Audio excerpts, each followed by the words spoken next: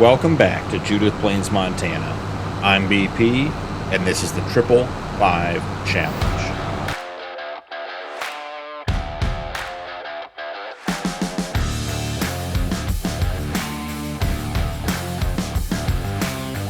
We made it into July this morning and have a lot of field work to do, so I thought I'd jump right in and get the mower in the Clover field.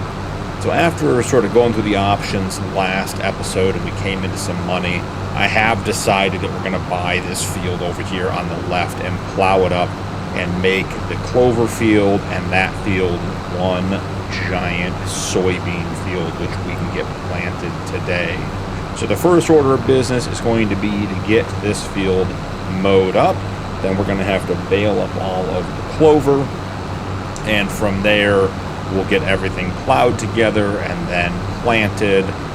Probably need to put some lime down as well to get all that done. So lots of stuff to get done today. As we turn the corner here, we're going to jump out and take off. I've also decided we don't have enough money to buy the spinnery, which I was really hoping we would, but we just don't. So we're going to end up leasing this spinnery, but we have got a whole bunch of sheep and goats. Let's go down here and take a quick look, actually, and see what we can get into. So we have, let's see, it may be easier to do it from the other menu. As far as sheep and goats go, here we are. So let's see here. Where does it give us the total number of animals we have? It's not breaking it down because there's two types. So right here we have 393 animals in this pen out of the 500. And because of that, we ended up with a full pallet load of wool overnight. I emptied it before I went to bed last night, took the pallets over to the shed to get stored, and we are full again this morning, and we also are full on goat milk. So I think the first order of business in getting this spinnery operation up and running is going to be to jump into the old Super Duty, run down here and pick up all of the wool that we have so that we can keep producing it. Because if you remember with the realistic livestock mod, wool is only produced in the warm months. I went right by our entrance there. Got to loop back through here. Not paying attention to what I'm doing. So we have to get all the wool up while we can. June, July, and August are likely going to be our best months for wool, so we want to take advantage of that. So here we are. Go ahead and grab all of these. We may end up with a milk on here as well. Maybe to avoid getting the milk, we'll just pull this one up and see if we can grab it. Perfect. All right, so getting turned around here.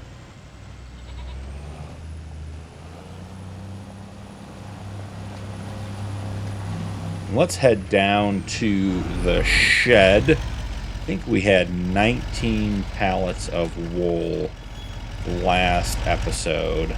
So in combination with the 11 pallets we have here, should give us about 30,000 liters of wool, which is a great start to getting the spinnery up and running. Before we leave to go do the spinnery, we should buy the that field that we talked about. I think it has it red beets in it, something like that. We'll have to figure it out, but we can get that purchased, and then we can also get the plow in there. So we have 22 pallets of wool, so even more than we thought. Let's go ahead and get squared up here.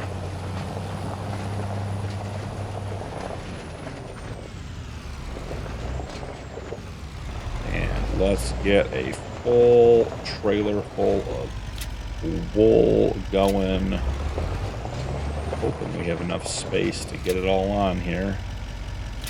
All right, what side are we going to unload on here, guys? Unload side left. Let's make that right.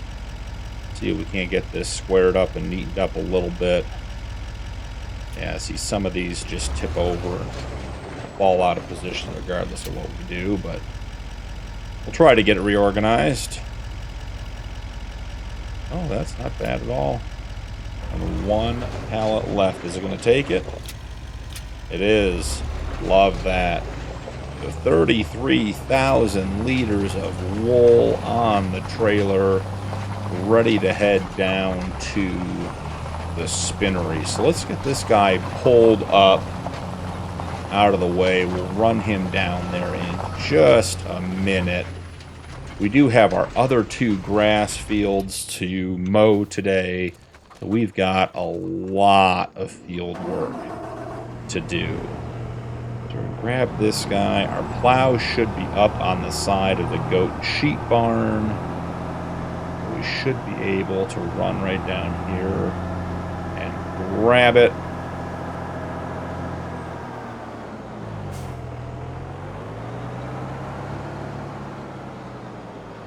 Perfect.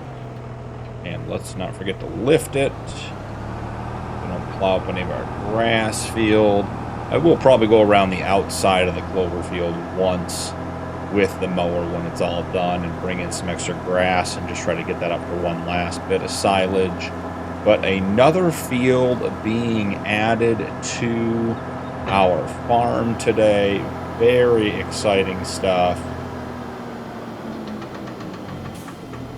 So let's see. Field 56, still owned by Katie. Yeah, this one is growing sugar beets. That's what it was. Only has a 67% yield bonus. Not a very good field. So let's buy this field. That is ours now. So we're getting quite the farm. 64, 60, 56, 52, which is a clover field we're going to mow or plow together. 54 is our corn field. 49 is our grass field, and 50 is our barley field. So we're getting up there, starting to make some progress on the old acreage. So come in here. Let's give it 2 headlands. I don't want them rounded. That's all fine. Get that course going. And let's go ahead and plow all of that up.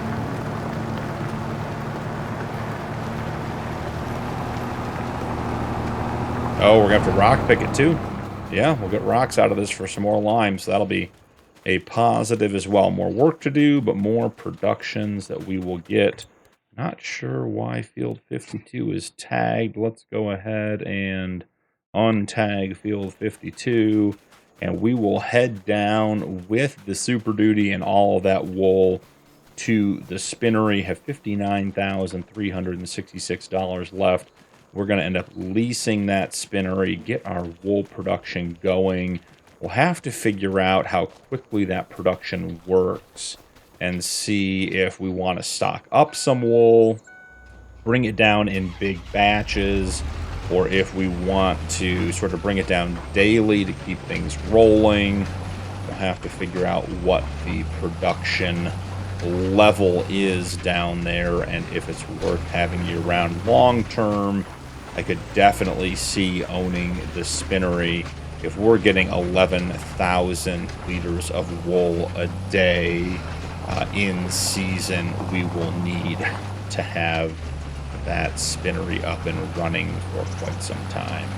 So as you can see, we got the barley field here on the right all prepped for planting.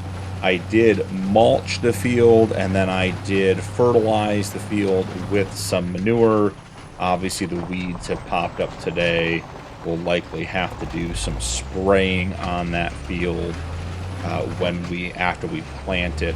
That field did not require lime and is not require a plowing yet. I suspect that after next harvest, we'll have done it for enough years or enough seasons that it will need to be plowed and limed as well. But until we get to that point, no big deal. So you can sort of see the ethanol plant over there in the distance on the right. I was talking last episode, and I like the idea of, maybe buying a field down here.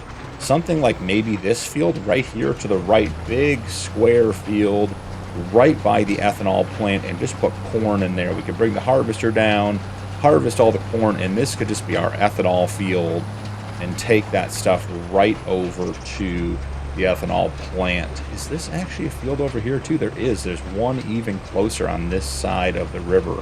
I'm not sure accessing that one would be easy with our equipment instead of just coming down the bridge.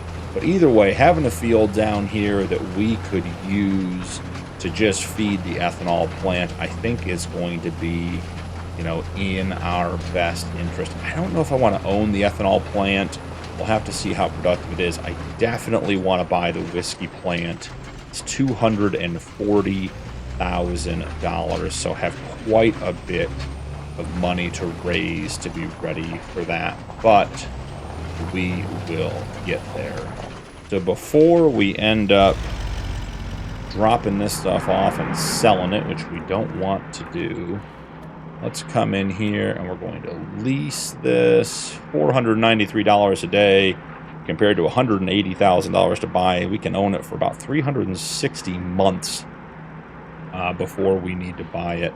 So not a bad deal. Fabric from wool, we're going to go ahead and turn that on. Turn that to distributing and leave that be. I think the drop point is right in here. Go ahead and drop the straps. Man, that stuff likes to wobble around when the straps are off. There we go. All right, so we got most of the drop area there. Got to get a little closer to the building for the rest of it. Judith Plains, 4X map, huge fields, wide open rolling hills, and teeny tiny production point parking lots. The whiskey parking lots like that. This one's like that. If I brought the semi-truck down here, it certainly would be a challenge to get it turned around in here. It's part of the, I guess, the appeal of the map, or the fun of the map. The challenge is getting all that stuff in there. So, all right, so we got the wool in. Let's take a quick look.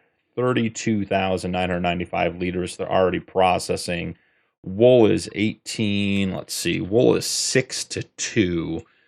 So if we have, let's just call that 30,000 for basic math, we're going to have about 10,000 liters of fabric.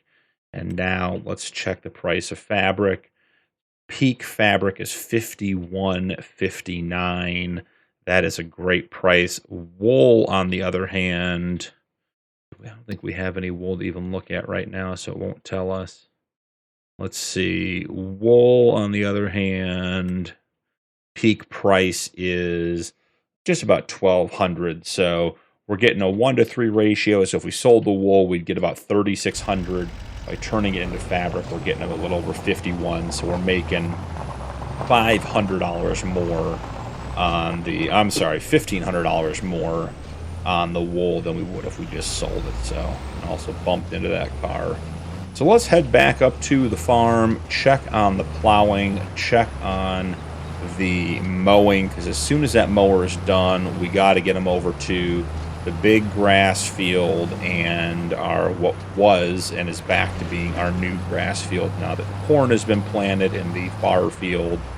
Those both need to be mowed today. So we're going to have an absolute ton of silage to sell, which will be great news. I do want to crank out about 100,000 liters of TMR. The ingredient we're missing for that TMR is hay. So at least one of those fields, I'm thinking the little field by the creek, the newer grass field, we're going to turn and make hay out of. So we can just put that right into the TMR mixer, and then we can go from there. There's still some silage in there. There's still some straw in the TMR mixer, and we certainly can put some more silage in from what we're going to cut on now, because between the clover and the big field, we're going to have several 100,000 liters of silage, which will be great. So back at the farm. The corn is looking good. Should be ready in the next couple of months. I did pull some straw out of the greenhouses. They were full last episode. Put that into a couple of the barns, and then I think I sold a little bit for like, I don't know, 1,500 or 1,700 bucks. Nothing significant. Just had to keep that emptying. So, coming back in here. Nice and easy. Park that bad boy up, and away we go. So I'm wondering if... I don't know that we have a tractor big enough to pull the baler.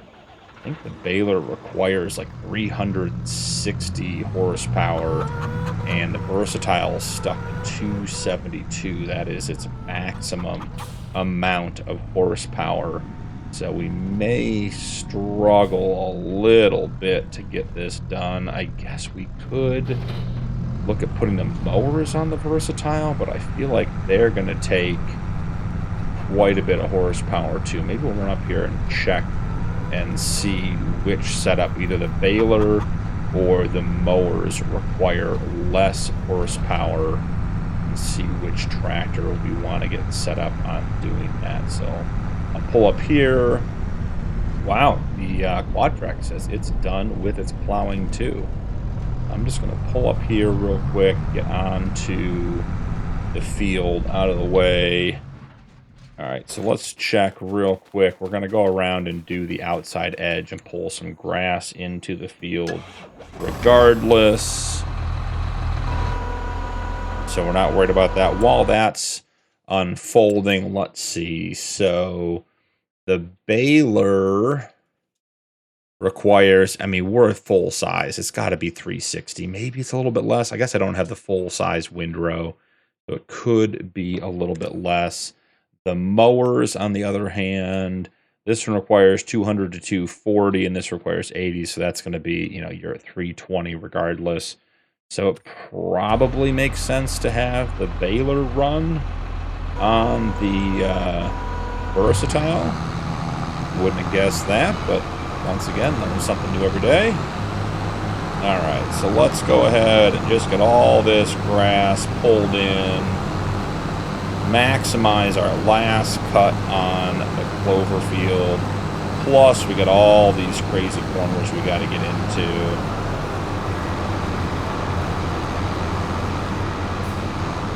Not a big deal.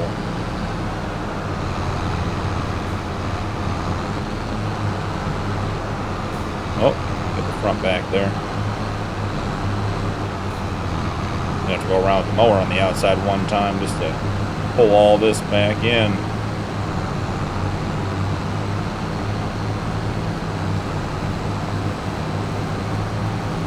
And maybe someday we'll end up buying this field over here on the left.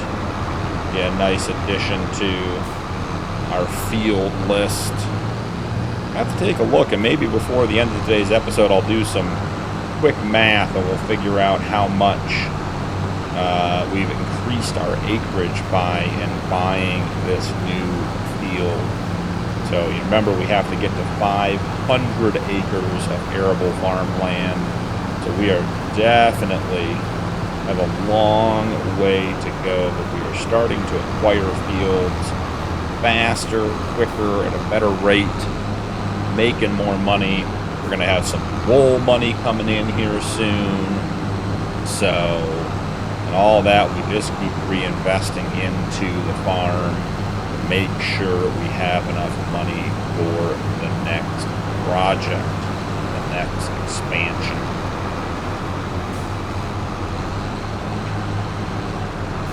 Alright, run up here, grab this. I do think I'm going to knock this clover field out a little bit with the plow, just to try to get like that little area back there we just mowed. Seems silly not to have that as part of the field. We're never going to use that little bit of grass or anything else. It's like a quick peek Try to get some of this stuff on the way over. A couple of little spots got missed. Yeah, I mean, that field is plowed. It is done and ready to go, which is great news. We're going to run up here, get this top corner on the inside track since we did 2 headlands, and then we will put the mower on the big grass field and get that done. We'll get the versatile on this field, get the bales up. I'll probably have to go around the outside once just to clean up the outside edges where I ran past the edges of the field. But after that, we'll set them on workers. We'll let everybody work for a little bit, and I'll probably bring you guys back when we are wrapping everything up. In particular, getting these 2 fields plowed together and then planted. So that is done. Excellent. Excellent. This field is ready to go. Jump in here, clear the current course. What field are we even on? I never remember. Field 49. Grass field 49, load course. And go ahead and let them start. So that is going to get that field mowed for us, which is going to be a big help. Let's grab the versatile. Hope it really, the baler doesn't need 360 horsepower. That would be a bit more than we've got. I'm hoping with the slightly narrower front windrower that it is not as much. We don't need as much horsepower as it's claiming. So let's get started here. You know, maybe we'll even take a look and maybe we'll even reset the bale counter, right? Let's see. Okay, so the bale counter is reset. See how many bales we get today, and report back on that before the end of the episode as well. So just want to make sure that while we're going around the outside of the field, pulling all the extra grass in and getting this cleaned up, that we do have the tractor on the field proper, because it's likely we're going to miss a little bit of grass, a little bit of clover on our initial passes, may even be too much for the machine to pick up. And if that is the case, then we want to have the extra on the field, because then when we set it around on its course, it will pick all of that up for us. So just keeping the tractor on the field. Missing that little bit in the corner is no big deal. And we'll get wrapped up around the outside. I guess the next question for the wool production is, if we're producing fabric, we probably want to produce clothes, which will require the tailor. And again, I have not the slightest clue where the tailor is on this map, so we'll have to take a look at that. But we probably should just have all of that fabric distributed right to the tailor and then sold right off the rip. So maybe I'll look at that while we're taking a quick break while I get some field work done here. So after I get this headland done, I'm going to come back, collect all these bales, set the versatile off on a course to get the rest of this baling done. We'll let the case Magnum work on the mowing on the big field, and when it's done, it will then be sent over to the new grass field, the little one by the creek, to mow. We'll have some tedding to do. We'll have some stone picking to do. I will be expanding this field and plowing it together with the other field. I'll bring you guys back for that part of the process. But for the actual mowing and baling and tedding and all that kind of stuff, I'll just get that all done, and I will see you guys in just a minute. So I'll be back when some of the work is done. We are back, and the bales are off the clover field. It has been plowed up. I got the case over on the far end doing the baling on the big grass field, and the grass field behind us is mowed and about to be tedded. But I wanted to bring you guys back so we could get this field, or these two fields plowed together. So I'm going to drop this down, allow create field, and let's scoot in here and let's make these two fields into one. What I really like about this plow is it has low horsepower requirement, which is great.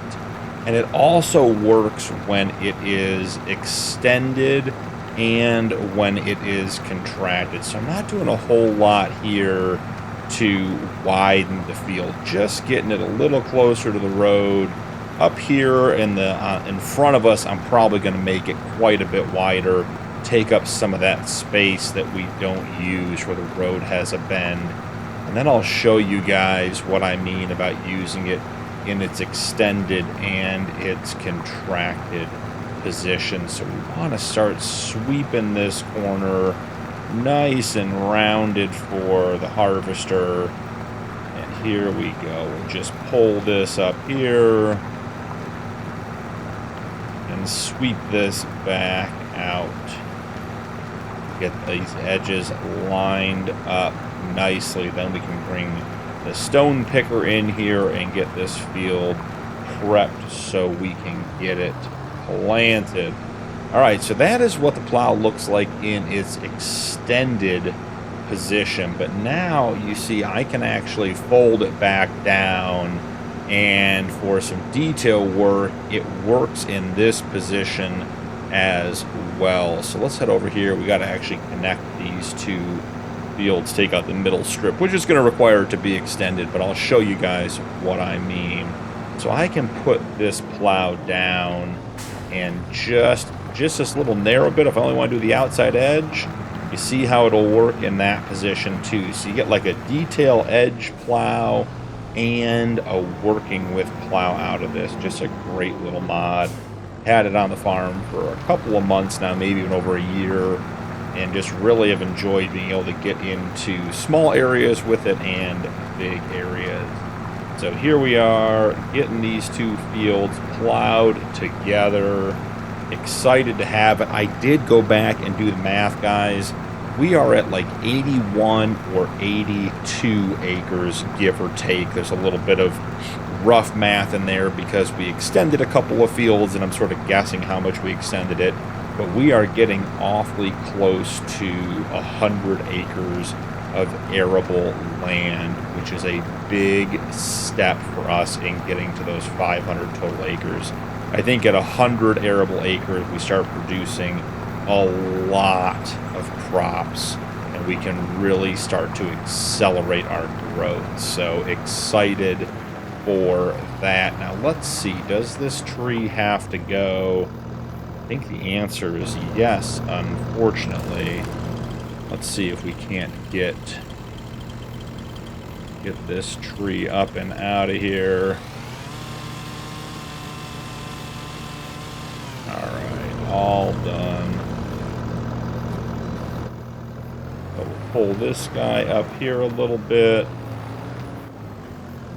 Oh, didn't want to close it, wanted to bring it up. And then let's see about getting these edges lined up. Got to sort of fade this one in a little bit, because I think this first field was just a touch wider than the one next to it. So that's it, guys. That is the two fields combined. We have made one giant field. That is very exciting. I'm going to go grab the rock picker, get this field rock picked and then lined. I'll bring you guys back. I'm thinking we're going to end with a time lapse of the planting of this field, and that'll give me a chance to get the rest of the bales up and everything else. Because as you can see, we have a whole bunch of bales over there we got to go pick up. I've already put 2 truckloads in to the silage silo, so we are rocking and rolling. I almost forgot to update you guys last episode, or after last episode off camera. I did come back with the tree planter, and I planted all, I think it was like 200 and 32 of the trees that we had left in and around the water buffalo pens. They're sitting up on that ridge, and it seemed to me like they were pretty exposed to the wind. We also don't really plan on driving in there, so there's not a whole lot of reason to leave that space open. But I got all of those trees planted as well, and the tree planter returned. So that project is done as well. So I'm going to run up here, get the rock picker set up, let it do its thing. I'll bring you guys back when the baling is done and it's time to plant this field. Like I said, we'll probably end with a time lapse of us planting the field, and we are just one step closer to our goals. So I'll see you guys soon. Well, guys, that was a lot of work, but we are almost ready to plant. The field is all plowed and stone picked, as you can see. Just wrapped up spreading some muck on our two grass fields. So we're going to run the spreader back and get it parked. Grab the lime spreader, our Brendel, and go put some lime on this field and then get the planting done. So it should be done pretty quick here. I was thinking to myself I needed to fertilize for the soybeans, and then I remembered soybeans don't require any additional fertilizers, so we do not need to spread any manure on the new field. And I'll show you guys here real quick the new field, that just the areas we plowed up are going to need some lime. But I like to lime the whole field when you start with a combined or a new field. Just the lime is all on the same schedule. Otherwise, you try to just do the areas you have, and then you're doing some of it later, not all of it. I'd rather just start with it all at the same point. So let's grab the Brendel. The good news is we got two full rock pickers worth of rocks off the field.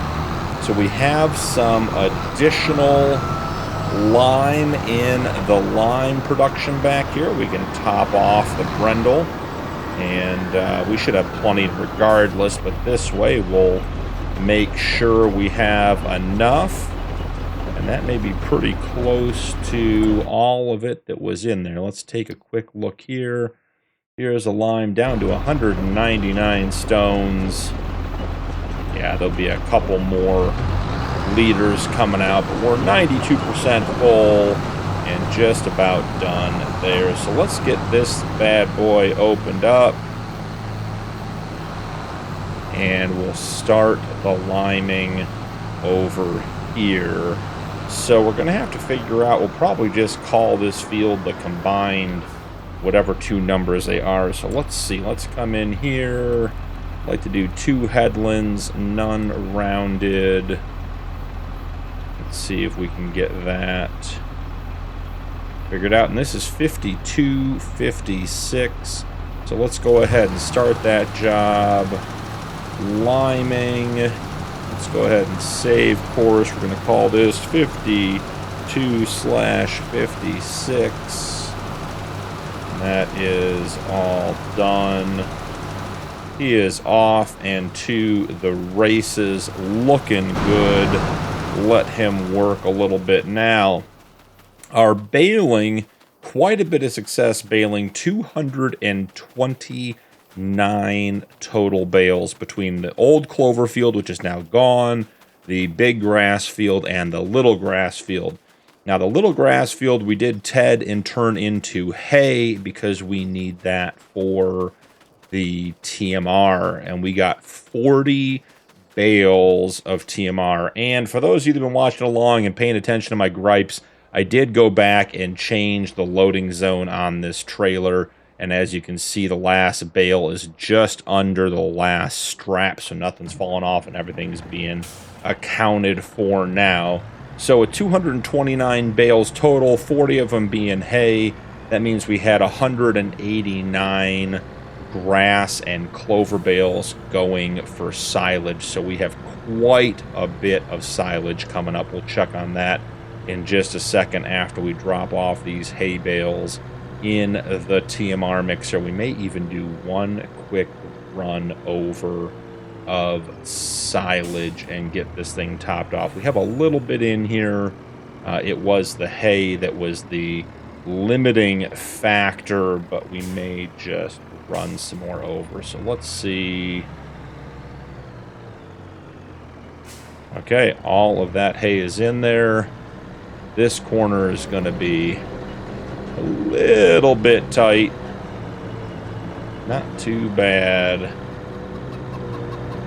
Let's get the flat deck stowed, or the tip deck stowed away.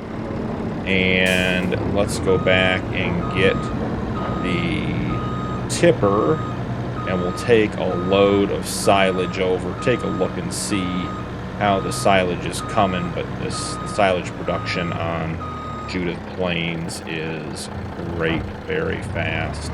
Plus, we have it cranked up a couple of levels. I already have the quad track hooked up to our case planter, all set and ready to go. As soon as that liming is done, I am going to leave you guys with a time lapse of the planting as promised. And you can't really see them, but all through that water buffalo pen up there, down this way, and all the way down there is where I planted the remainder of those trees from a couple of episodes ago. So those will be growing in. Not sure if we'll harvest all of them, some of them, to sort of see how that all works out. So jumping into the menu, let's see, our fermenting silo. So 585,000 liters of grass, 413,000 liters of clover, plus we already have 154,000 liters of silage. So we have just an absolute boatload of silage coming our way. Will be making us some good money. And with this delivery of the silage, we should be able to make, I'm guessing, 250,000 liters of TMR, which even with our growing cattle and water buffalo herds should be more than enough to keep us going for a while. This thing is heavy. The Volvo struggles getting up this hill. Come on, little Volvo, you can do it. The Case and the Brendel are up there on their second pass, making good progress. Once he gets done with the headlands, I might just send the seeder or the planter up there as well, and just get that going and see if we can't do them with a little bit of an overlap. Okay, so dumping in all of our silage. That is done. So let's check out our TMR production. All right, so we have 98,000 liters of silage, 101,000 liters of straw, 294,000 liters of hay, and we are at 1-to-1 to about a half, a little less, a little more than a half on the straw. So 1 silage to 1 hay to about 2/3 straw. So we should get, yeah, I mean, we'll be 225,000 liters of TMR, and we already have 87,000 in there, so we're in good shape. I'm going to leave this guy here. We'll run a round of TMR up to the cows after the episode. For right now, let's go ahead and get the quad track brought out and to the field. Hoping 3,972 liters of seed is enough. Let's just drive by the shed up here and see if we have any seed. We're going to put it on a time lapse, and being at the end of a long day, maybe we just want to check and see. Fertilizer, silage additive, we do have some seed. 2,000 liters, perfect. So let's go ahead and bring these out. Oh, Put that back in the trigger. That's not what we wanted to do. Come on. There we go.